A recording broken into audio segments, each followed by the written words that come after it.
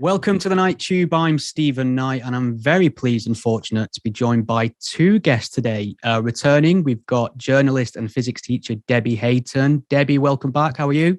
I'm very well, thank you, Stephen. Good to be with you again. You too. And we're very fortunate to have Katy Montgomerie with us. Katy's an LGBT activist, feminist, atheist, Beatles super fan by the looks of things. Katy, welcome. Beatles the insect, not the band. Not necessarily John, Paul and Ringo. Yeah, I'm good, thanks. Excellent. Yeah, thanks for having me. Yeah, my pleasure. I'm very glad I've got you both here because you're both very outspoken on the topic of LGBT issues and rights, women's issues, the topic of gender in general. But what I think is fair to say is you both tend to have fairly different views on the subjects. You're quite in opposition to each other in where you land on the topic. So it'll be interesting to sort of touch on a number of topics in this chat, find out what you agree on, find out where you differ, and see if there's any sort of common ground we can get to. So I suppose the big thing people tend to debate about nowadays, and especially true of social media, is the definition of woman now. We're wondering whether in like the self-ID era, we sort of all need to reevaluate our concept of woman. Some people would say, actually, we need to retain the traditional definition, and it seems like trans people are almost caught in the middle of this row. So maybe we could start off with you, Kate. Maybe you could tell us what you understand the concept of woman to mean, or what it should mean in the sort of common era. Right. I mean, I guess this is kind of like, I can see why people see it as like an important thing to talk about, but it's also like the most boring thing. But it's because it's the argument everyone likes to have all the time. Everyone's like coming straight away with define women, as if that's like the thing you need to have this like perfect watertight definition for before you can even have a conversation. And I understand why you've started here, so I'm not like accusing you of that. But I guess how I'm happy with like the dictionary definition of woman. And if you look it up in lots of dictionaries, it says something like adult female human or whatever. Like, cool, that'll do for me. That'll do for like any definition. I think the point where I differ with like gender critical people or like transphobic people, I might say, or anti-trans activists, is on like how definitions work at all. So like if we looked up the definition of a chair, it would say like, flat surface with a back and four legs or something that you sit on. And that is the definition of a chair. But it's not a prescriptive definition. It's a description. It's what we know a chair is. And we could find examples that literally fit that definition, which you wouldn't necessarily say was a chair. And if you had to draw a strict line between the definition of a chair and the definition of a table, it'd be very hard to do. And I think it would actually be impossible to do. And this is like a classic philosophy problem. Like, how do you define what a person is? And, you get this featherless biped thing, and then someone brings in a plucked chicken and they're like, behold a man. So when it comes to like woman, it's the same. We can come up with a description of what we understand women to be, but there isn't this like prescriptive, all squares have four corners kind of definition that we can draw with strict edges. And that's just generally true for everything in biology and just our understanding of concepts. So when we get into these arguments, I think a lot of people want this kind of, what is your definition of a woman? Oh, well, I think it's someone who's got XX chromosomes, and the XX chromosome is defined by this shape and structure of DNA, and therefore anything that doesn't mean that is a woman. But you can just, any definition that like every single one I've ever encountered just has exceptions, because the real world just doesn't do strict definitions. The best we can do is general rules that are strongly true most of the time, true enough that'll do. So it's kind of a long answer, and I haven't really answered your question, but I'm happy with adult female human. And just to point out that all three of those words don't yet have definitions. And very, very quickly you get into a problem with them. Like, for example, adult, like, well, we're all from the UK, so we know adult is 18. But if you go to some states in America, it's 21. And if you go to some countries, it's like as low as 14 or even younger. And so obviously the first word in adult female human, it doesn't have a strict definition, and you can get into really sticky conversations arguing about what that technically is. And then it's the same with the other two words, and then any words used to define them also is all going to split out. So that's why I'm okay with these general definitions. Sorry. So define sticky. All right. Well, when it sounds like a very sort of sort of postmodernist approach to language, and there's a lot of philosophy in that area. I'm just wondering. It is, but it's also, sorry to cut you off. I mean, I guess you could say it like that, but also it's just kind of like saying what's in front of you. I mean, like, oh, it's a chair. I'm not trying to say like, oh, we can't. There isn't a magic essence of chair, and we've got to. It's not like it doesn't have to be some philosophy thing. I mean, we can all look at something, and all three of us agree that thing is a chair or not. Like 999 times out of 1,000, and sometimes we might find some object and we'll like have a disagreement, and who's to say which is necessarily true? I mean, that I don't feel like that's necessarily some ideology. That's just like an observation of how humans work, isn't it? Okay. I don't know. I mean, well, Debbie, feel free to follow up on anything there, but I suppose my question to you is, do you believe there is any sort of objective characteristics that must be in place to fit a meaningful definition of woman, or can it be a case of definitions change, we need to put it into context, kind of reasoning that feels slightly more charitable and workable in some situations? Yeah, I just wonder why you didn't pose the question, what is a man? But I'm quite happy. It's a good question. Yeah, I'm quite happy to answer every one of them. Katy's talked about chairs. I just want to look at other species of mammal, other species of animal, because I'd agree with Katy that a woman is an adult human female and a man is an adult human male. Those are objective definitions that even if we don't agree on them, we know what those definitions are, and they're real. But rather than looking at... Am I allowed to interrupt? Sorry, I didn't mean to interrupt. I mean, do you want to I'll give you plenty of time just to follow up. Go ahead, if Debbie wants to finish a point, that'd be great. Sorry, Debbie. Yeah, so going back around chairs, I'm just going to look at other animal species, and we'll just pick out just what that adult human female or adult human male means. So in terms of adult, we can talk about sexual maturity. You can talk about ages of majority. There is a spectrum between when somebody finishes being a child and when somebody becomes an adult. But that's not the crunch of it. It's whether the word woman is linked to sex, and sex in the same way as we talk about the sex of other species. So I had two guinea pigs for a while, Dottie and Dolly. Lovely they were, and both female guinea pigs. And at one point, Dolly died. So we wondered about whether to get another a companion for companion. But if we got a male guinea pig, then we'd have liked to have more guinea pigs. Whereas a female guinea pig, we knew we wouldn't. And those are objective definitions that we use for every other species. So whether it's guinea pigs, I know what sex my guinea pigs are. Whether it's cats, I know what sex they are. Even when it comes to plant life, such as trees, I know what the male parts of a tree are, and I know what the female parts of a tree are.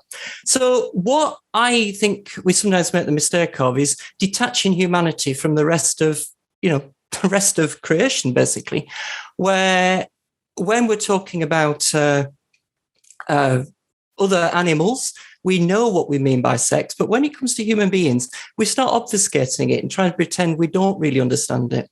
So that's what I'd say for the moment. So I'm quite clear in my mind what an adult human female is, and I'm also quite clear that there isn't one of us here. I'm looking here at three adult human males. I wondered how long that would take. I'm very glad to hear that I pass, though, I suppose. Well, yeah, your trans man status is hidden still. So, well, I suppose there's some interesting points there. I think there was a little bit of an eyebrow raise when you mentioned the word creation. I think this has come up on a podcast when we spoke before, that you do lean on the science, or you at least that's the avenue you say you take. But then you throw around a word like creation, and it's usually in the context of theology, because I think you yourself have said you're a believer, which isn't an issue in any way for me on a personal level, but some would say those ideas are slightly incompatible if you're going to pursue a scientific understanding of the situation, but hold on to this idea of supernatural creation at the same time. Is there anything you want to say to that at all?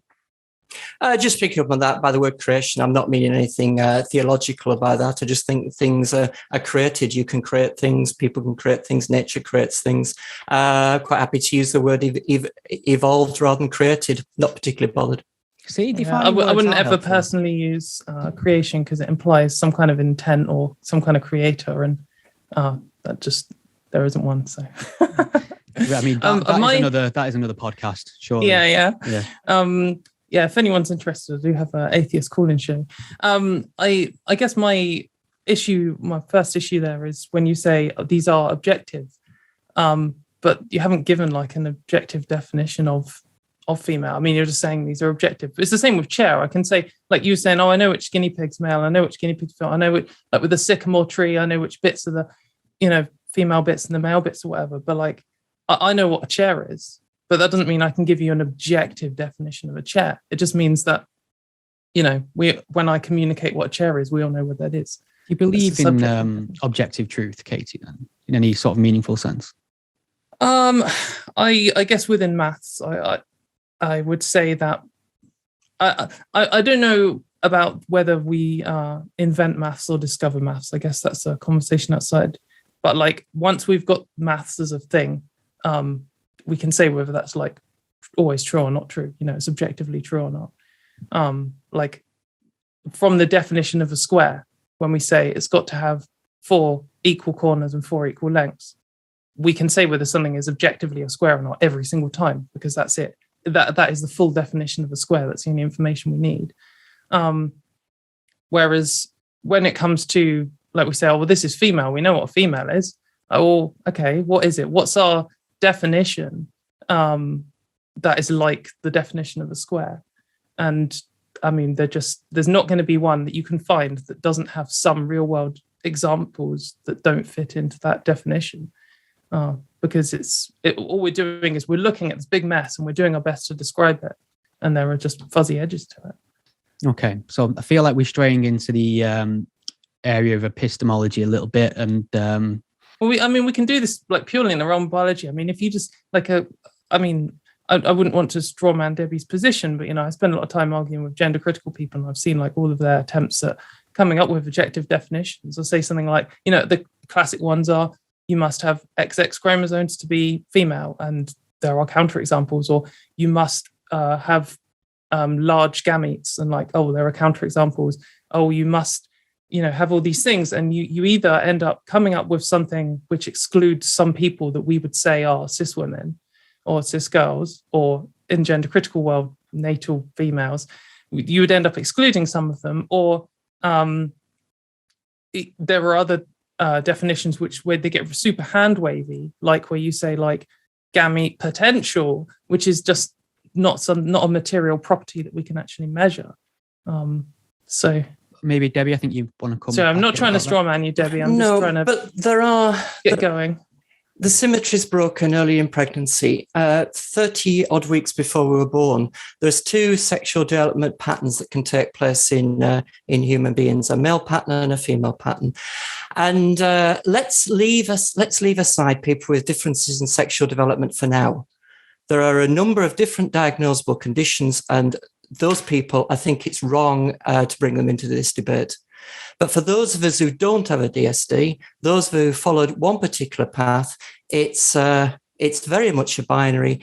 Early on in pregnancy, my mother's pregnancy, before I was born, my body took a male path and not a female path. I was born with testes. I was born with male genitalia. Even before I was born, my body had a flush of testosterone, which virilized my body before I was born. And to deny that is denying the reality of who I am, and it also denies the reality of who I am as a trans person. And this is so clear and so binary for the vast majority of the population. And I think turning to differences of sexual development, DSDs, intersex conditions, call them what you wish. I think to invoke those is it's not fair on people with those conditions who are male or female in the same way that we're male or female. They've just had differences in their development. But I can't speak for either of you two here, but I know there's no differences in my sexual development that's ever been picked up. I've fathered 3 kids, 2 of them are boys, so I'd be astonished if there was. So I'm a male person with male sexual development. So I guess, first of all, I'd just like to say I'm not like denying your experience or or life in any way, Debbie, and also I'm not denying mine. Like, I'm not going to try and pretend that I wasn't born with testicles. Like, that's just true, isn't it? Like, it'd be ridiculous to say otherwise. I guess on your point about we shouldn't bring people with DSDs or intersex people into this conversation. I mean, I agree that we shouldn't be debating about what intersex people, who they are as people, but we shouldn't be doing that about trans people either. And it's not me who's coming up and saying, here, I've got an objective definition of female, and if you don't meet it, you should have, be banned from the spaces you use today. That's like the anti-trans position, the gender critical position. They're the ones coming in and making these strict rules, which if you apply any of the strict rules instantly without, there's no way you can avoid it, will exclude trans women, of course, because that's the intention, but will exclude some intersex women. Like there's no possible way, and unless you would like to provide one now, that you can create a definition which doesn't exclude some intersex women. And that's an unfortunate reality, but it's an unfortunate reality of I don't want to necessarily say yours, but I do feel like as a necessary consequence of your ideology, of the gender critical ideology. So when gender critical people say, here's my objective definition, and if you don't meet this, you can't have any rights or whatever. And then I say, well, what about these cis women you're excluding? They're like, don't bring them into this. It feels a lot like I have a rule. Please don't bring up the exceptions because I can't address them. And it's like, yeah. And then I get accused of bringing intersex people into it when it's like, well, it's your rule, mate. That's not really my issue. Debbie? I'm not questioning their validity. So, I mean, is that a fair point, Debbie? Or is it a case of intersex people who, I suppose, statistical outliers don't necessarily negate a definition or a concept in science? How do you view this issue of intersex? And then, none of us, I don't know. I'm not intersex, and neither of you have claimed to be intersex. I just don't think it's relevant. Explain why. Sorry, Katy. My own sexual development was typical. I'm male, and I'm quite happy to claim that. And it doesn't cause me any problems at all to say I'm a male person who expresses myself in an unusual way. I can claim that, I can own that, and it gives me a worldview which is consistent with science, and it means I can go about my everyday life without trying to explain myself. I'm male, so what's the problem with this? So I guess, to answer that question, I mean, it's not my problem. So I don't think sex is like one single property. I mean, it's certainly not binary if it is, but it's a collection of characteristics. We have loads of different sex characteristics and they usually correlate with each other. So do you think you're male or female, Katy? Okay. So this is kind of where I'm going with this, is you have a collection of sex characteristics. And if do you think you're male or female? I'm just about to get there. Okay. If someone's like male people are people, like a doctor comes up to me and is like, I've got an important thing about your chromosomes. Like, if you've got a Y chromosome, then I'm going to say that's male and you're a male person. And if you haven't, then you're female, whatever. Then, yeah, I mean, I've got male chromosomes in that case. That's important sometimes, could be important in some medical settings. Then if a different doctor comes in and they're like, oh, well, this is important because we need to test your hormone levels, female hormone levels are this and male hormone levels are this one, and I've got female hormone levels. So there are some of my sex characteristics which are what we'd call male, and there's some which are what we call female, because that's what most people on Earth, have, because it's it's a bimodal distribution, and that's just what we're linking it to. I'm not at all offended or upset in any way for someone to say XY is male chromosomes. That's probably what I've got, not necessarily what I've got. And I think if I found out that I was XX male or whatever, which is incredibly unlikely, I think that in some gender critical definitions, suddenly I would have changed their perception of sex, and it makes a whole mess of this. But it wouldn't affect me, because what my chromosomes are, if my chromosomes are XY and they are male chromosomes and that makes me a male, clearly that's not an important piece of information when it comes to defining my human rights or how I navigate through society, or who finds me attractive, or that isn't how society works. It's not based around chromosomes, and it's not based around gametes or other of these imperceptible sex characteristics, and the ones that are important, that do affect people's lives, like which affect your appearance and your smell and how you interact in sexy time, like those kind of things do affect how you move through society and potentially can affect what rights you should be, or how we at least come into the conversation of rights. And so when we're talking about like which, society's created, at least in the UK, these two boxes that you can be in. I'm legally female in all like 7 or so different legal contexts that there are, finally. And that makes sense because, if, for example, sorry, I'm ranting off a little bit here, but like, for example, if we're talking about protections from like misogynistic sexism or, something along those lines, then we want to protect the people who face misogynistic sexism. And if we say not only is sex binary, but sex only has one single definition across all the different contexts, then we just end up with a situation where we're saying, sorry, Katy, even though you experience misogynistic sexism in the workplace, at the pub, in your life, it doesn't matter because you've got XY chromosomes. There's only one definition. And it doesn't matter that this has excluded some intersex women. It doesn't matter it's excluded you. That's how I want to do the world. And that just doesn't make any sense. Okay, so to answer your question, sorry to jump in with you, at least half and half. Right. Well, with you saying that sex definitely isn't a binary, does that mean you think there are more than 2 sexes, or you just feel that it's not feasible to fit the human experience in terms of gender into 2 distinct categories? And it just seems that I think the overwhelming majority of people would fit into either 1 or 2 categories. So, how many people have to for it to be considered a binary in terms of scientific concepts? Because outliers generally don't negate the rule in that way. It seems to me like if you look through the animal kingdom, mammals, humans, there doesn't seem an awful lot that is more binary than sex. Well, binary as a concept just means strictly 2. So if there's even one thing that doesn't fit into it, then if you have a model, like science is just about creating a model of reality, the best possible model we can create. And it's never going to be perfect, and it can't be the exact thing. Like it can't be reality. It can only ever be a model. And if we say, well, our model of sex is a binary, like that's pretty good. That's good enough for most things. It's good enough for teaching kids, and it's good enough for like making a lot of basic diagnoses at the start, and 99% of people you'll get right. But it's not a perfect model. It's wrong. Like it doesn't match reality. And until you have a model which matches reality and all of the people, all of the examples, all the data points we have, then it's just an imperfect model, and we can do better. And that doesn't mean we have to throw it out in every single concept, in every single context. But it does mean that we can't say this model is right, because it's just not. And this is like how you teach science in anything. You start off with a basic model. You've not asked the question. I asked before, do you think you're male or female? What you've said is, I'm not sure if you're male, female, or both, or neither. Where do you fit into this, Katy?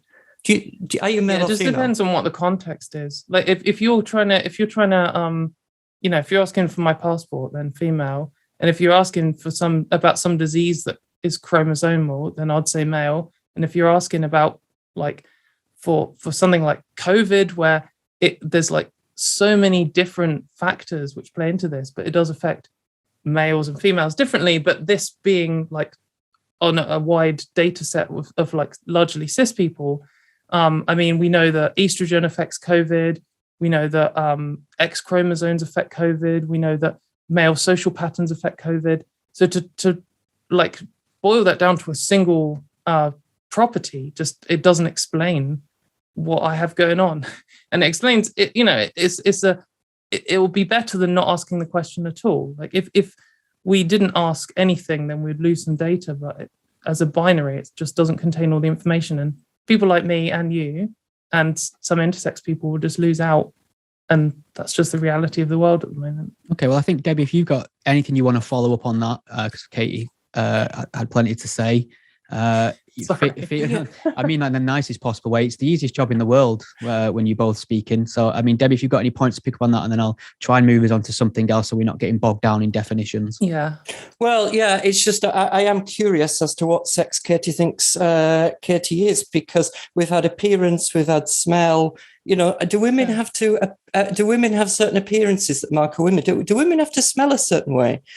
These are the questions that we get into. If we accept our sex, for goodness sake, we don't then need to make these basically these rules for everybody else. If there's a female smell and a female appearance, then we're making rules for the other sex here that they've got to fit in with. This is quite sexist. This is exactly where I started with the difference between descriptive and prescriptive.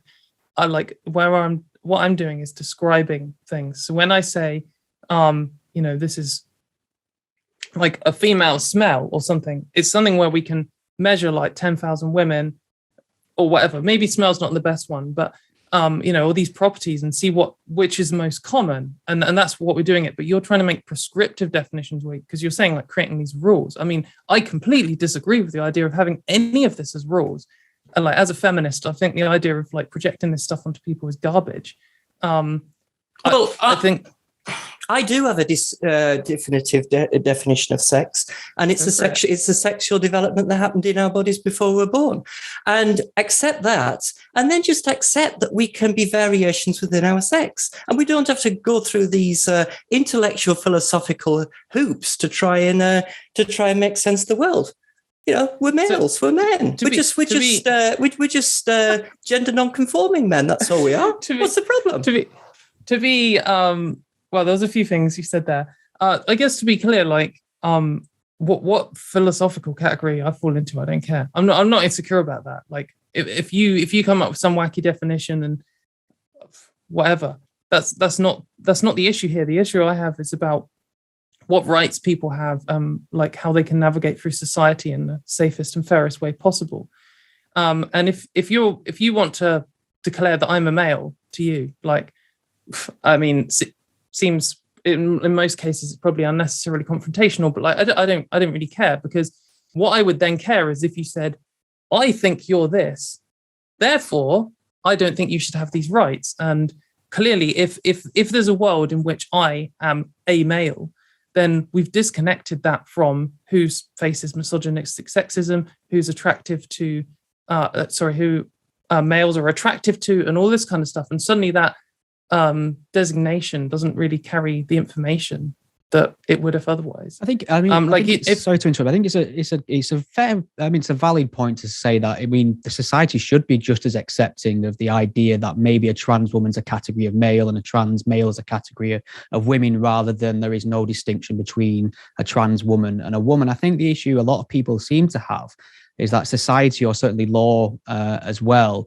is sort of pushing for this idea of there being no distinction, especially in the area of self-ID. And obviously, Kate, I don't hear you doing that now. You seem quite relaxed and comfortable in your own skin. So just to put my TRA foot down on some of your phrasing there, I would say that like women as a description includes trans women and cis women, as just like people includes trans people and cis people. And cis here just meaning not trans. And again, that's not a binary. That's just like a bimodal distribution, loose description of what's going on. I wouldn't ever make the claim that trans women and cis women are the same groups. I think that's nonsense. And I don't know anyone who's doing that. Like, none of my trans rights activist friends are making those claims.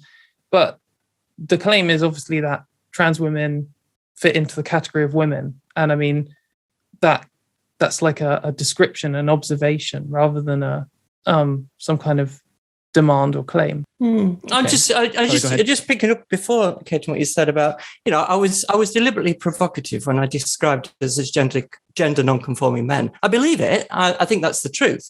But I said that to provoke you. And you then talked about it was affecting rights. What rights would you lose if you accepted that you're a gender non-conforming man? Well, I mean, it doesn't really matter what I accept. I mean, I could say it on this show and then like I'd feel like an idiot because it's not what I think. But I mean, but what rights would you lose? Well, if I just accept it, it doesn't matter. What the issue is what the government thinks and how society works.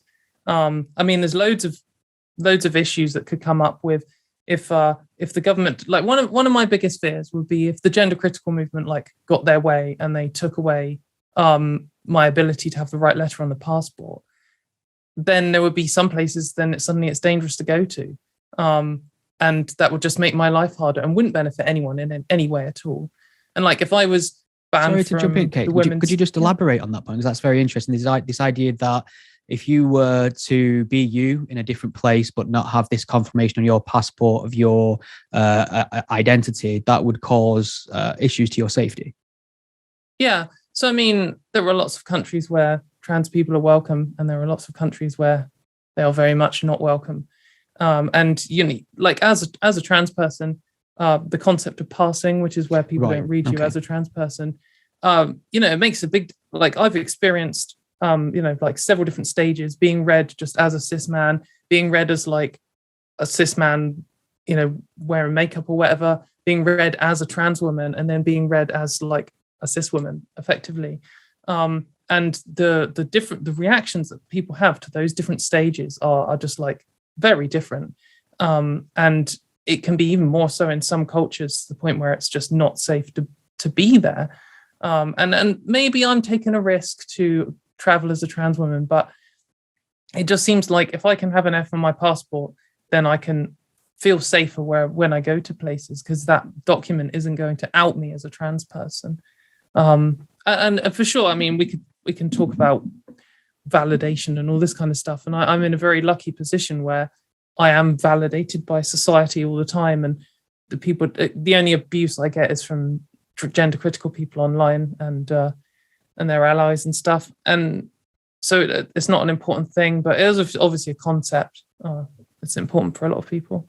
Okay, I am very aware that we've spent the first 30 minutes failing to define a single word. So I might be worth touching on something Debbie mentioned, which is a great question earlier on as to why I didn't bring up the idea of what is a male. And it's a valid one. And I suppose it's because, first of all, the argument about definitions always seems to center around women in these online debates.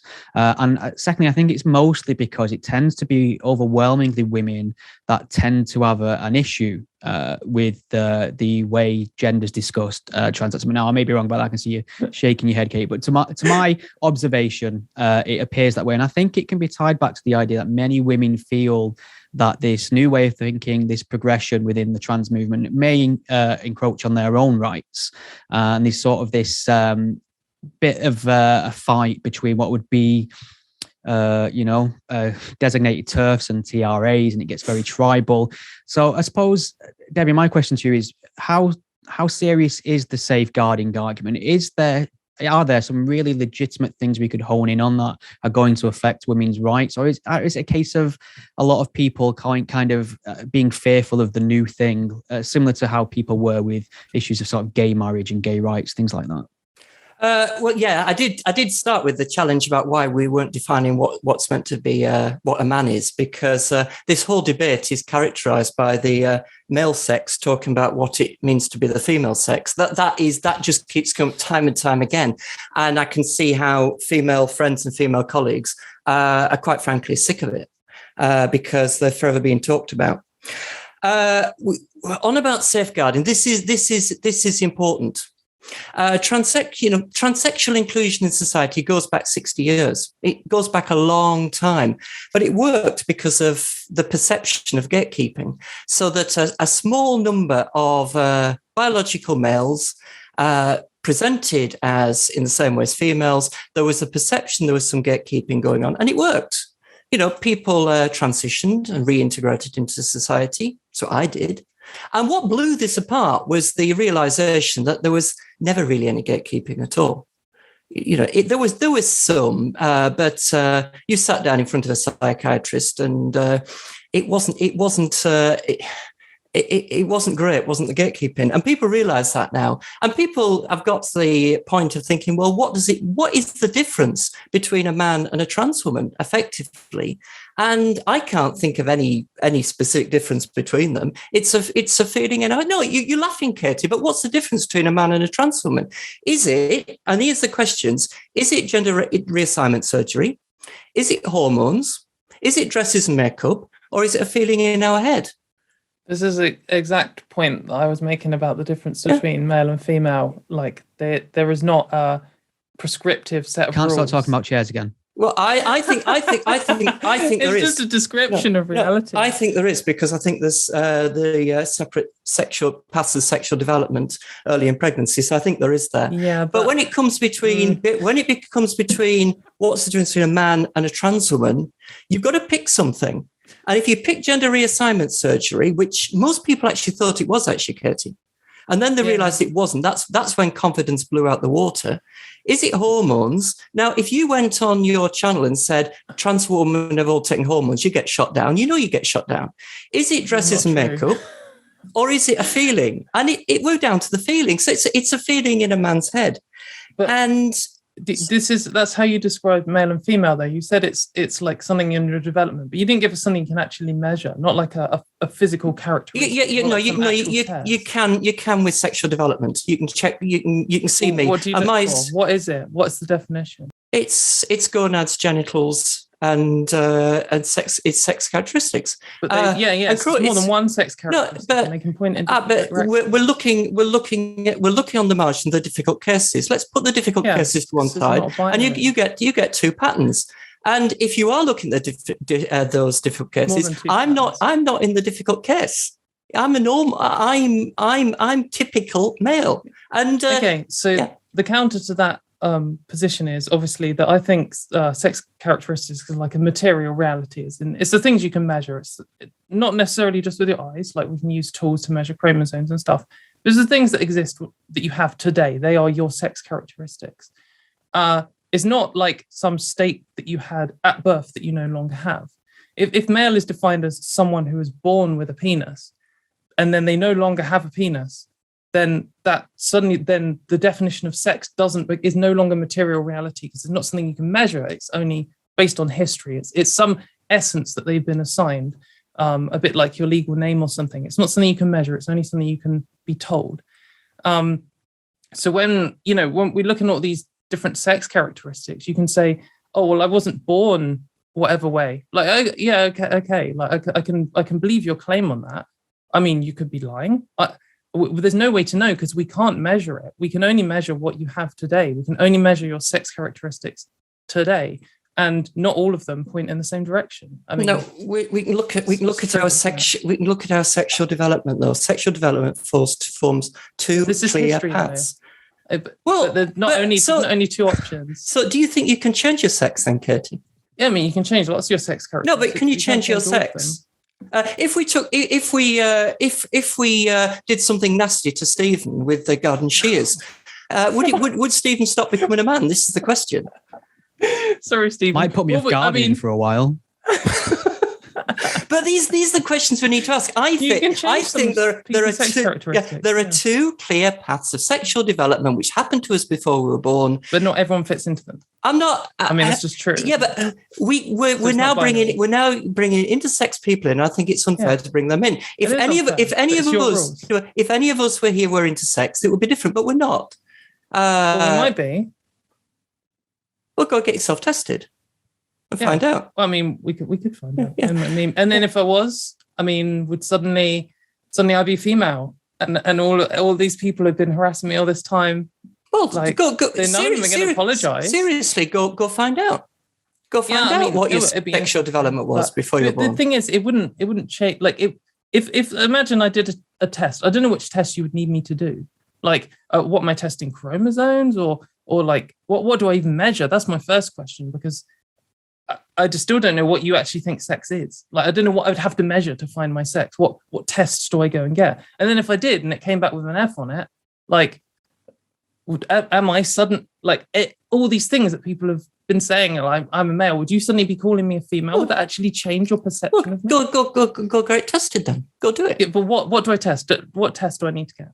What is the test for sex? It's the pathway of sexual development. How do I test pathway?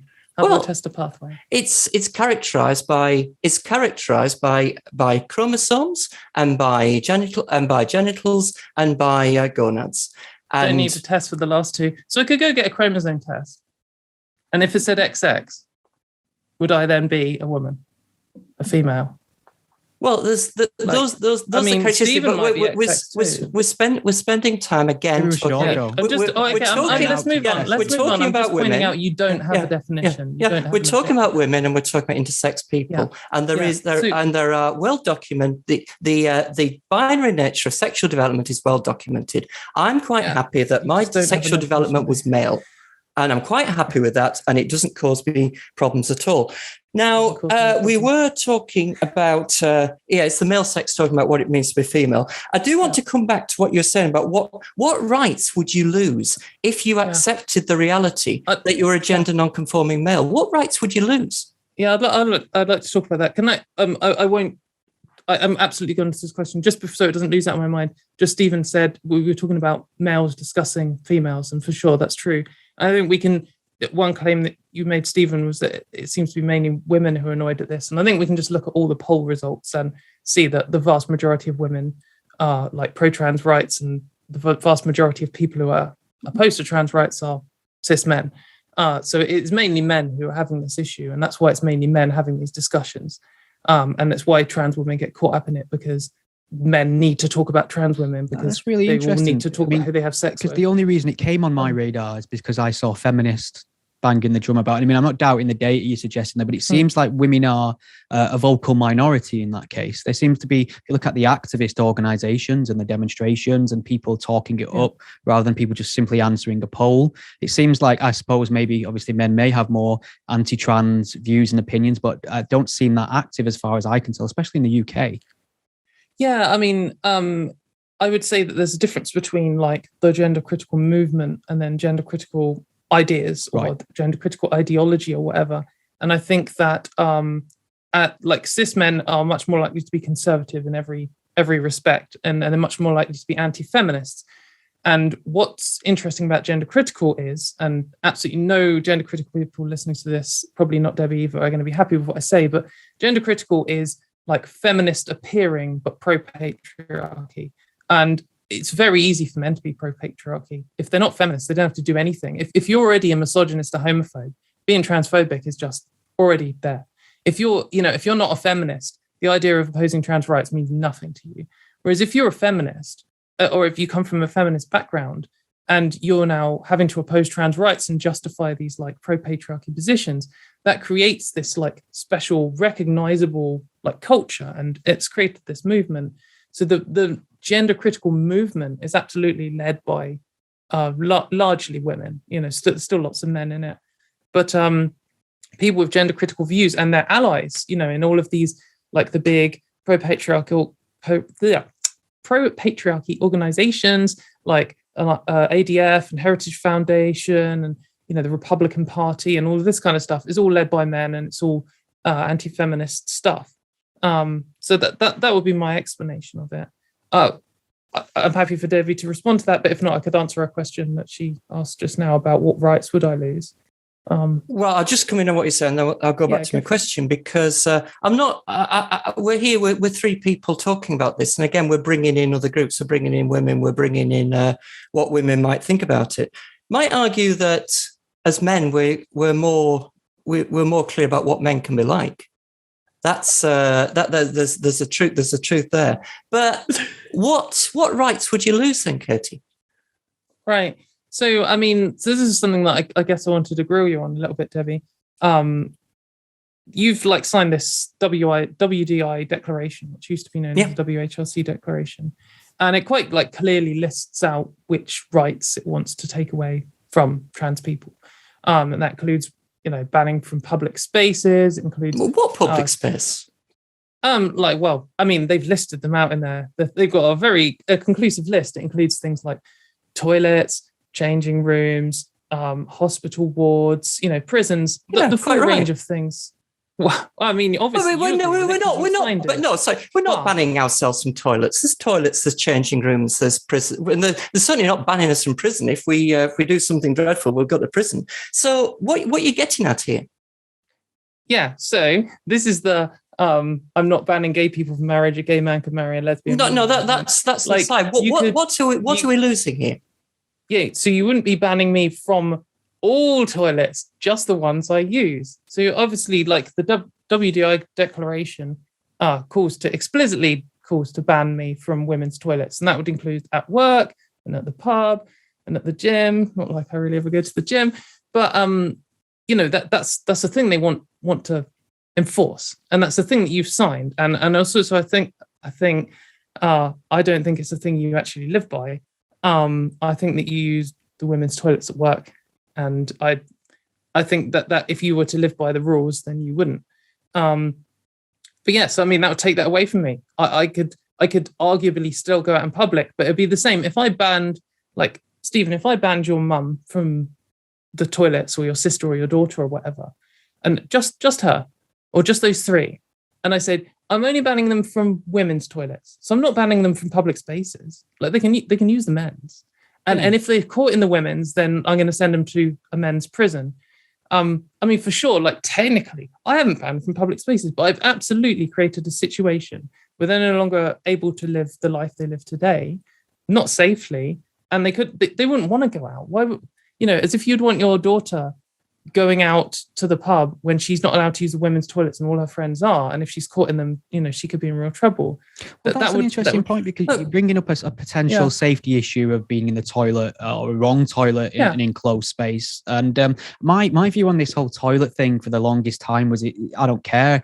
You sort it out amongst yourselves, and I'll do whatever. And then I got quite a lot of pushback. Men. Yeah, I got quite a lot of pushback from feminists saying, actually, I've not really considered the unique safety concerns of women. And I suppose the question or the concern is whether or not sort of the male patterns of crime and offending and things like that change upon transition, or whether we should be giving more thought to the idea of opportunist people gaming the system, etc., and what's the collateral of such a thing. So I guess on the first part, does male crime patterns change on transition? I would say you're making a presumption there that they started the same.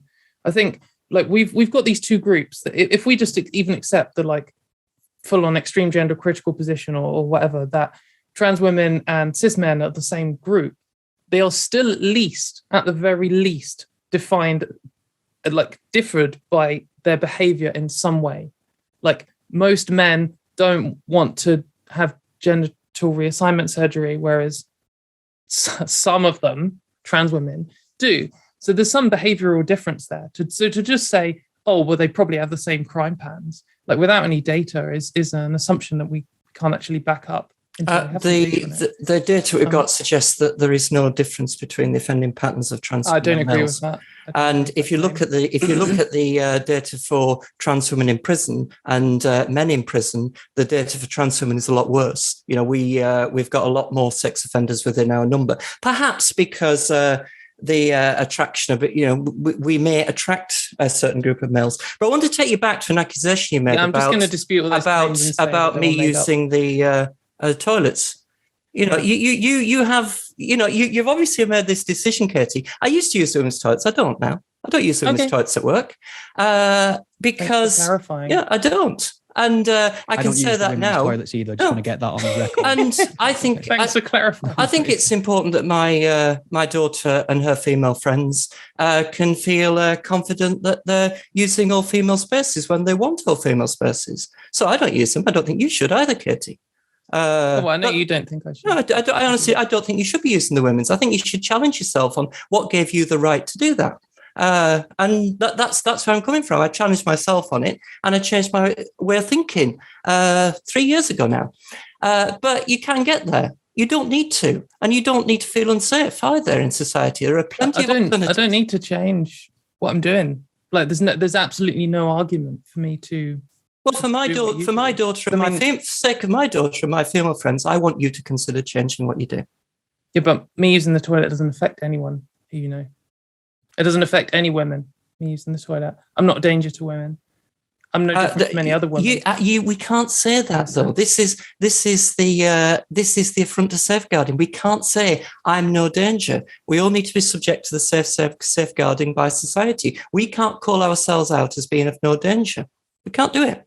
You're just making the assertion that trans women are a danger to cis women, and it's just not true. I mean, that's it. You don't have anything to actually back that up. Trans women are 4 times more likely to be assaulted in public than cis women are, and they're no more likely to be the perpetrators. like you 99% of, well, way more than 99% of all crimes are by cis people, but even in women's spaces, you know, you're much more likely to be attacked by a cis woman than you are by a trans woman. It's just a nonsense situation that I should have to make my life significantly more dangerous and worse, and just turn everything I do upside down for this nonsense claim that me doing so would even make anything safer. You know, it just doesn't affect anyone. It's just it affects women. It affects women, Katy. We need to respect the other sex. No, it affects transphobic people. We need to respect women. And for three male people here to be discussing women's spaces with this idea that we can just go in and do as we please, I think is disgraceful. I don't think I could. Well, I mean, I go in and do as I please because I please to just go to the toilet and get out. Well, I don't. Like any other woman. Well, I'm. Well, I'll take the charitable sound of that. Just to take a big swerve from toilets. Okay. Might be worth talking about something a little bit topical that happened today, and I'd be interested just to get your opinion on it. I'm not entirely familiar with India Willoughby as a personality in the UK. I know that I know she's trans. I know she's famous. I'm not sure what for, and I don't mean to be disparaging. She was on Big Brother. Oh, okay. Maybe I should. And she was a TV presenter before that. Right. Okay. Well, it happened on Twitter either, in the last couple of days. Somebody had been quite rude and misgendered her. The question on Twitter was, who is India Willoughby? And somebody responded with a man.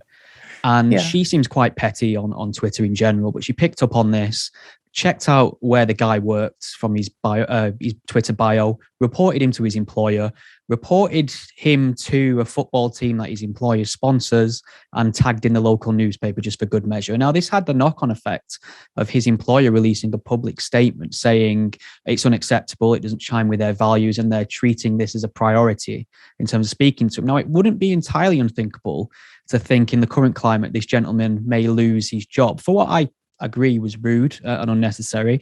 And I appreciate you to no answer for India Willoughby or the trans community in general, but I just wanted to get your thoughts on whether that's the kind of thing as to why people think it's having a chilling effect on free speech. Maybe Debbie, you could speak to that first.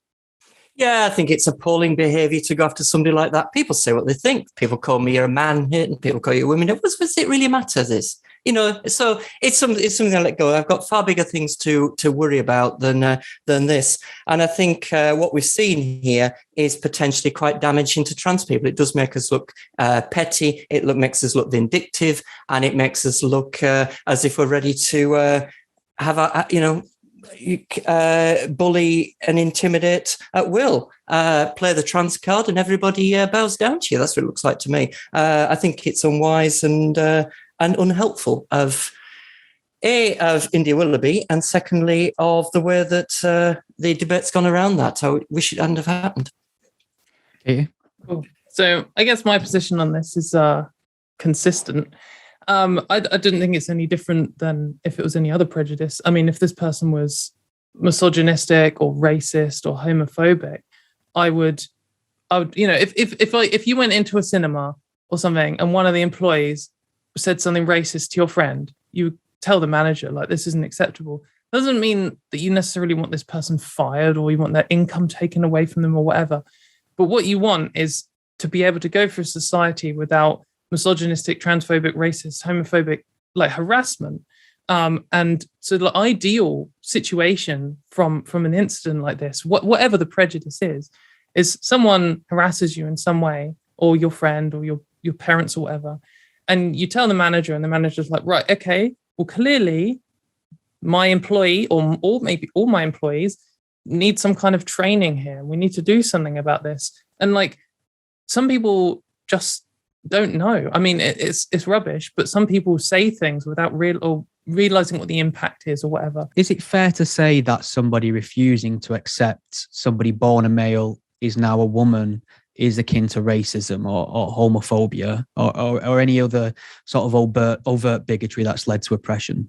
The easiest comparison here would be like if someone refused to recognize your marriage, like, to another man or something like that, and they were making a big point about it, how you're definitely not a couple, and maybe just overtly saying, like, you're not married, like you can't marry because a marriage is between a man and a woman or something. That's just obviously homophobic.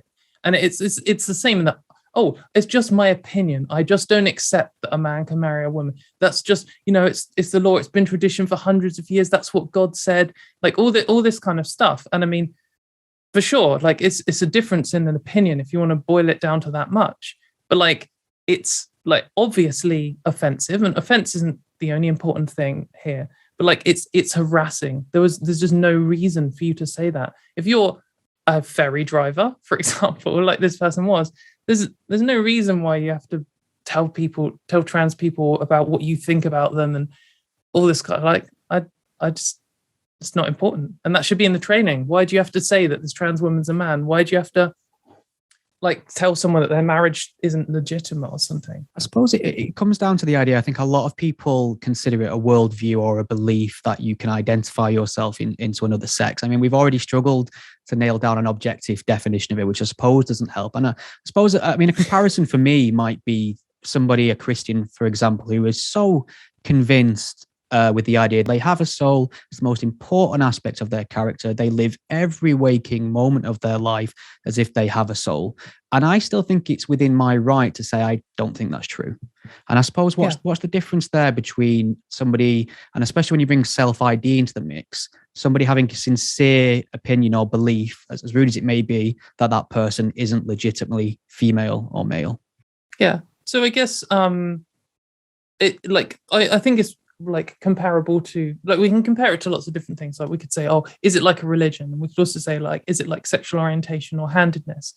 There are some things that we can say exist. Like we'll all agree that like handedness exists. Some people are better writing with a right hand and some people are better writing with a left hand. And I would guess at least two of us here don't believe in souls. So, there's some kind of disagreement here. I would say when approaching someone about what their handedness is or what their sexual orientation is, I would just ask them, like, they could lie to me. They could be delusional and not know and think it's different. Like that's possible. The only way I can really find out is to ask them. And that's just the same with whether someone's a man or a woman. But what if it might be considered a hate crime to deny the existence of someone's soul? I'm trying to get to how we decide what's more important. At what point does one take precedence over the other? So I'm an atheist and I'm an atheist activist. And I think that if someone come to me and said, do you think souls exist? And I said, no, obviously not. And then they said, that's a hate crime, you're going to jail. Like, that's garbage. If I'm walking up to someone, some gender critical person in the street and be like, do you think I'm a woman? And then they're like, no, sorry. And then I'm like, oh, you should be arrested and put in jail. Like that's nonsense, isn't it? But at the same time, if this person's going out of their way to, like, if I, as an atheist activist, am waiting outside a church shouting, like, souls aren't real, your God's a lie, all this, I could say much ruder things about most major religions than that. Like, that's kind of harassing them, isn't it? So it's not covered. There is. I appreciate your argument for harassment there. Obviously, there are limits, but I would assume that standing outside a church and chanting them things would fall under the reasonable lines of protest, free expression. Anyway, that maybe it is like there's definitely grey areas here. I mean, maybe if you stood outside like some I guess there's all different things. If you stood outside like a gay bar with a sign that said gay marriage is a lie or something like that, then you're clearly provoking people. But maybe the law would cover it, and it's a kind of a grey area. But if you're like standing outside someone's house and shouting them, that's obviously a different situation. And if you're, I am not a lawyer. I don't want a situation where we are like putting people in jail just for opinions. But it's also worth recognizing that people say, oh, they're doing this just because I had an opinion. And it's not. It's because they've been harassing people. So there is some kind of grey area between harassment and saying what you think is right. Sure. Debbie, where are you on this idea that perhaps misgendering should be considered in the same bracket, and there's certainly the same deliberate social cues. misgendering. Yeah, deliberate misgendering, deliberately provocative, as sort of homophobia, racism, all the things our society does a fairly decent job at dealing with. Well, I think you should come under the same definition of harassment with any other type of harassment, really, which is repeated, it's directed, so that one comment on social media saying, "Yeah, a man it's not harassment." If you were sending letters to the person and carrying on without after being told to stop, it is harassment. And it just seems to me that the reaction here is so different that it would be with anything else, that I think it's all been overblown and it's unhelpful in this one case where one comment, one arguably unkind, arguably offensive comment seems to have been taken far too seriously. If it's something that people say, if it was a tweet every day coming out, then yeah, it becomes harassment. But yeah, I kind of agree with Debbie in a way. Oh, Jesus Christ! I think that you made it, guys. Well done. I think one comment, even if it is intentionally, even if it's like intentionally the most rudest thing ever, it's not necessarily like, I mean, I don't know. It's kind of legal stuff, harassment. But I think that the important point I'd like to make here really is that trans people's reaction to this is exactly the same as everyone else's. Like, when that there are people who have lost their jobs, and the whole right-wing sphere has gone mad about where someone's lost their job for one racist comment or one sexist comment, and it maybe it happens, and maybe that's kind of unjust. But this kind of suggestion that particularly trans people do this is nonsense. I mean, if you go into certain spaces, you will see racist people saying particularly, people of color do this, and if you go into MRA spaces, they'll say particularly women do this, and it's just because it's the group they hate on, and the media makes a load of noise about trans people. And I am aware that I think this ferry driver called India Willoughby a man once. India Willoughby has called me a man far more times recently. I hope that I mean, me and Debbie obviously disagree on a lot, and whatever. But I think that sometimes people get frustrated with Debbie because she's a trans person who speaks out against trans rights. And then they start calling her things that, I mean, to be honest, calling Debbie a man when she said on this podcast more than once already she's a man, I mean, that's just saying what you said you are. But if when people start saying Debbie isn't really a trans person, she's not a real trans, like, it's garbage. Like, what's the point in doing this? Even if you absolutely hate Debbie, or even if Debbie hates me, like, the idea of doing that is just pathetic. So I know that India Willoughby has called you a man before, and maybe that's more justified because you call yourself a man. And maybe she's called you he before, and that's justified because you've said any pronouns. But if she was to say you're not a trans person, then I think that's where I'd step in. And hoping I popped my clogs before too long as well, I think was in there as well. But there you go. Well, obviously don't defend that. Well, I'm very aware that we've somehow managed to breeze through an hour very quickly. And I was wondering if you wanted to take a couple of minutes to very succinctly just ask each other a final question before I let you get back to what's left of your evening. I don't know if there's anything, Debbie, you'd like to ask Katy before we wrap up. What rights are you most concerned about losing, Katy? I think probably rights to like spaces. A bathroom bill is like the line in the sand for me, where I would just leave the country, I think, if it actually got brought in. Because I think that it's kind of terrifying that for me, this idea that I'd be made into some kind of second-class citizen where to live the life that I do today, I could get in real trouble for it, and I'd have to single myself out and out myself every time that I wanted to do anything, including at work, and it'd break all of this kind of existence that I just have, and it'd make me unsafe. So that's one of the things that I fear the most, and the other one is changing my passport so I can't travel. Both of which we've seen happen in like Hungary, so and is moving that way in several other countries. So they're the things that I fear the most. But I do think those ones are hopefully unlikely in the UK, at least in the short term. I think you talked about bathroom bill. It's not something we've ever done in the UK. The Americans are into all this. But it's a new one today, actually. Toilets is all about trust and confidence. I think self-ID has damaged that, and it was why I got into this campaign 6 years ago, actually. And the other one is passports, which you probably, unless we leave the Council of Europe, not allowing trans people to change their passports would probably breach the European Convention on Human Rights. We get dragged back to Strasbourg. Yeah. Katie, have you got anything you'd like to ask Debbie at all? Yeah, I guess, like as a science teacher, you're like a science person to some degree. And sorry, that wasn't meant to sound like an insult. You are a scientist. Like trans healthcare for under 18s is recommended by every single major medical organization in the world, or the leading ones. And you're opposed to it. I don't see how that can be anything other than just science denial. I'm not opposed to trans healthcare for under 18s. I think, but you've signed the WDI declaration. I think they should be provided with all the support which they need, particularly in terms of mental health support, which is woefully inadequate in this country and elsewhere. There is no problem. There is no problem of the mental health support which youngsters are really struggling with. But what I don't think we should be doing is medicating and sterilising children.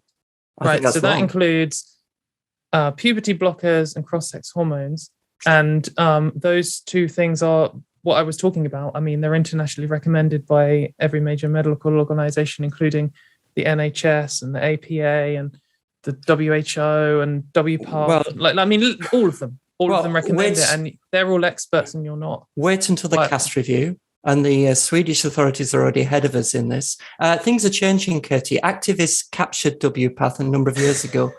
And they've captured the WHO and every single major medical organization. Things are changing there, and I'm not going to rely on appeals to authority and appeals to popularity. It's not an appeal it's an appeal to expertise. We don't allow children to make permanent changes to their bodies in other respects, in terms of even tattoos. We would never let a child do. We don't even. But we shouldn't be allowing them to make decisions about their bodies which cause permanent changes. We shouldn't. Just to be clear on our positions here, my position is we should do what all the experts are saying, and yours is we should ban these treatments regardless of what the experts say. I think it depends which. You think the experts are wrong? It's which experts we talk to on this. We're talking about the entire international medical community. No, we're not talking like Andrew Wakefield types, like Dr. Lippmann. We're not talking. I mean, that's true. That's true. We're not. What I've said there is true. Yeah, we're not talking about the international. All the international experts at all. Wait until the CAST review comes out, and then things will look different. But I mean, that's what some review. I mean, what does that mean? That even if the NHS was to change its position, it would then be an outlier. And like Sweden's just changed its position, and it's an outlier. And it's cited Dr. Lippmann's ROGD study. So it's obviously nonsense because that was a joke. So, I mean, even if the UK and the Sweden were outliers, then that would just mean they're outliers. I dispute your claim about Lippmann's study being a joke. It's an observational study. There are clusters of girls. There are clusters of girls who would never exhibited any sort of cross-sex behaviour before suddenly identify as trans. It didn't study any girls or any children at all. It didn't study a single trans person. It's an observational study. It's Katie. Not an observational. It's a discussion with parents. Yeah, it's not a joke at all. It's real. Is this? It's not. There's no evidence for ROGD. I guess that can be my final line. Okay, you both clearly disagree on this study, which I'll have to check out. And my position is just the international medical community position. That's my clear point here. Well, that's where I'd like to go with my. My position is that it is wrong to allow children to make decisions about their future fertility and their future bodies before they're old enough to make adult decisions about that. That's wrong, and that's something that we should not have been doing. And I'm campaigning hard to protect children from that against the scientists and experts. Right, this is a point I would just want to make. I just think it's important because the gender critical is opposed to like science in so many different domains, and it always tries to come in as like the pro-science position. But when you nail them down on it, it's just not. And I think that's important to anyone who's a skeptic listening. Right. Well, I will, for the benefit of the listeners and the viewers, I will link to any studies or petitions or anything with reference that we can put in the show notes. I suppose the last thing to do before I let you get back to what's left you, Amy, is maybe Debbie, you could tell us where people could find you on Twitter, find more of your writing, some of your content. Yeah, Twitter, it's at Debbie Hayton, and my website's debbiehayton.com. Excellent. Katy, where can people find out some of your output? Yeah, I'm on Twitter if you like to see people arguing like we've just been doing. At Katy Montgomerie, it's Katy, and it's Montgomery with an IE. You can also find me on YouTube. I have a weekly call-in show, so if you want to come and argue with me about trans rights, then you can do that. It's called the Transatlantic Call-in Show. And I have my own YouTube channel under my name. And I also write articles on Medium if you want to read some arguments. Great. Well, I really want to thank you both. I have really enjoyed this. I'm not sure how you feel about it, but I mean, it feels like a conversation that could benefit from a lot longer than an hour or so, doesn't it? Really, there's plenty unresolved there that could do with a further discussion. So maybe another time. But I'm glad we managed to get through it without any sort of slurs or shouting. I think we've done well here. Only got called a man 3 times. That's very good. I think I got called a man more than I have in the last few years. You got threatened with shears. You got threatened with the shears. Well, it's quite mild compared to what I usually get on Twitter. It's fine.